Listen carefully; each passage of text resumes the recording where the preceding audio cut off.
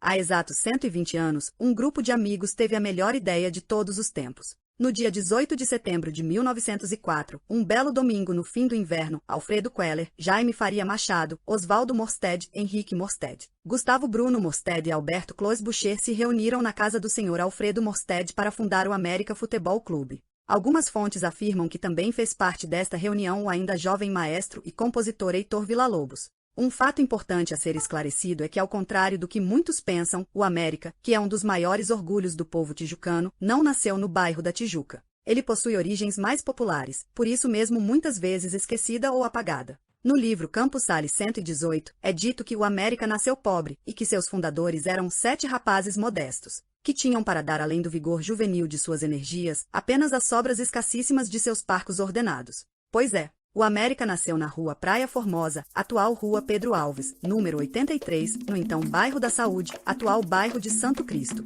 na zona portuária do Rio de Janeiro, numa região conhecida como Pequena África. 16 anos após a abolição da escravatura, a região era habitada majoritariamente pela população negra, composta por ex-escravizados que viviam em remanescentes de comunidades quilombolas, como o Quilombo da Pedra do Sal e o Quilombo de Santo Cristo. Havia também algumas favelas, como o Morro da Providência, por exemplo, e muitos terreiros.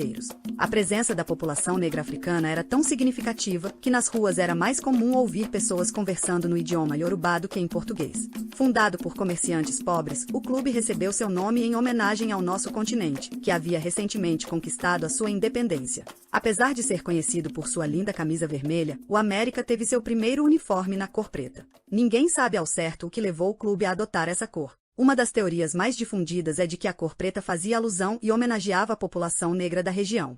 Outra possibilidade é que tenha sido inspirada por símbolos anarquistas, uma vez que a família Morstead possuía ligações estreitas com o movimento anarquista. Esta hipótese também explicaria o formato do escudo do clube, que muito lembrava o anabola, principal símbolo anarquista. É claro que uma hipótese não exclui necessariamente a outra. No ato de fundação do clube, assumiu-se como lema nunca abandonar o América, mesmo nas maiores crises.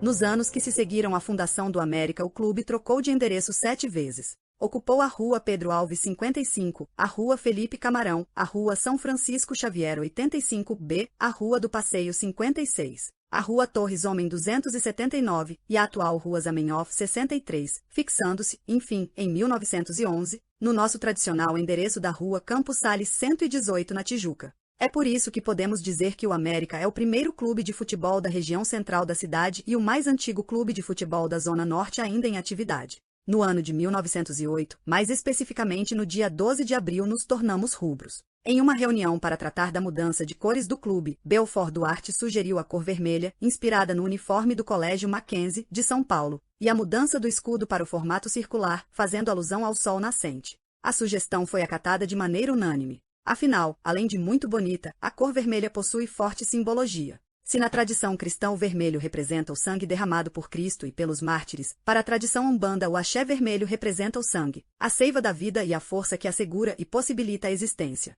Para o candomblé, vermelho é Exu, que é fértil e revolucionário. E por falar em revolucionário, vermelho é também a cor da revolução, do socialismo e das lutas populares. Ou seja, não havia cor mais adequada para o América, porque, como bem disse o próprio Belfort Duarte, o América não recebe nada de graça, tem de lutar para viver. Além do uniforme mais vistoso do futebol carioca, temos o hino que é reconhecidamente o mais bonito do Brasil.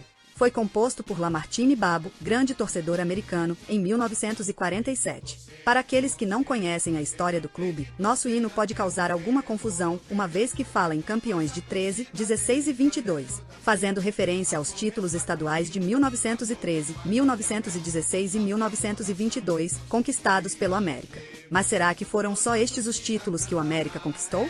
É claro que não. A verdade é que nossas glórias são incomensuráveis.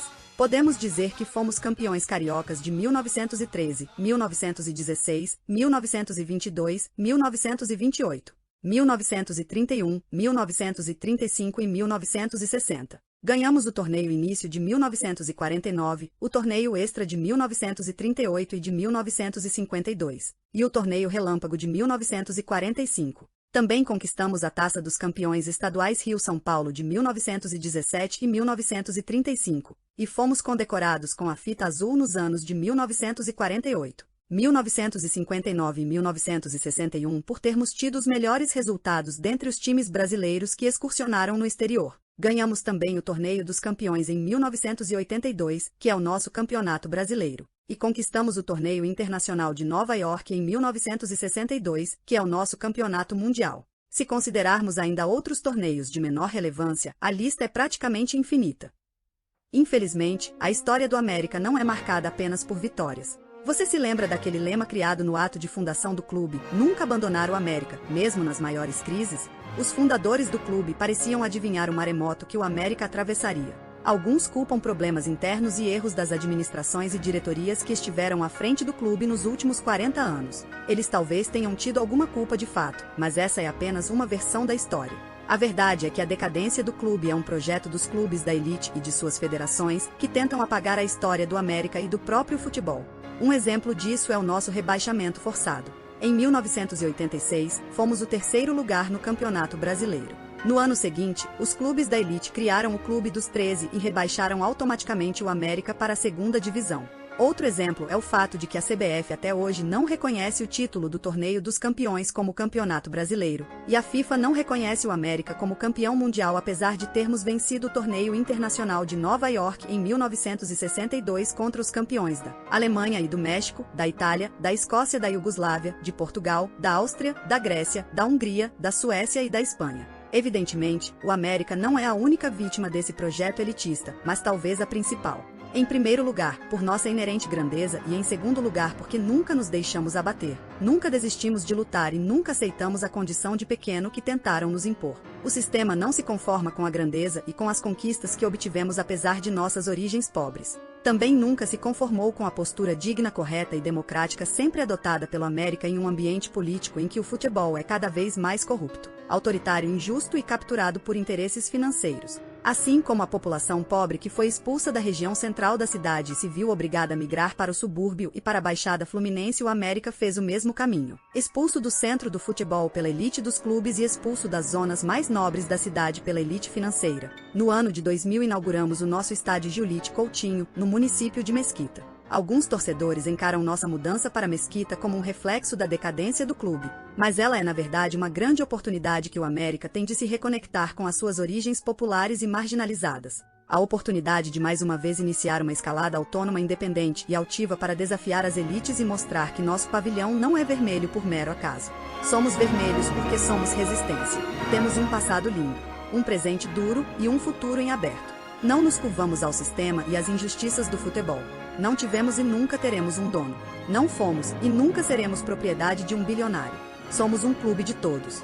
Das raízes populares na pequena África, da Tijuca e da Baixada Fluminense, que ganhou o Brasil e o mundo, que tem entre seus torcedores figuras como Noel Rosa, Heitor dos Prazeres, Monarco, Lamartine Babo, Heitor Villa-Lobos, Mário Reis, Dona Ivone Lara, Ismael Silva, João Cabral de Melo Neto, Sobral Pinto, Francisco Alves, Zagallo, Tia Ruth, Seu Edevair, Tim Maia e muitos outros que vestiram e vestem com orgulho a camisa americana. Hoje completamos 120 anos. Uma trajetória de desafios, lutas e muitas conquistas. Uma história de resistência, de torcedores abnegados que não deixaram a chama se apagar. Como disseram Orlando Cunha e Fernando Vale, principais historiadores da história do clube, o América nasceu com a vocação da luta, do combate incessante. E é esse o nosso legado. Hei de torcer, torcer, torcer, hei de torcer até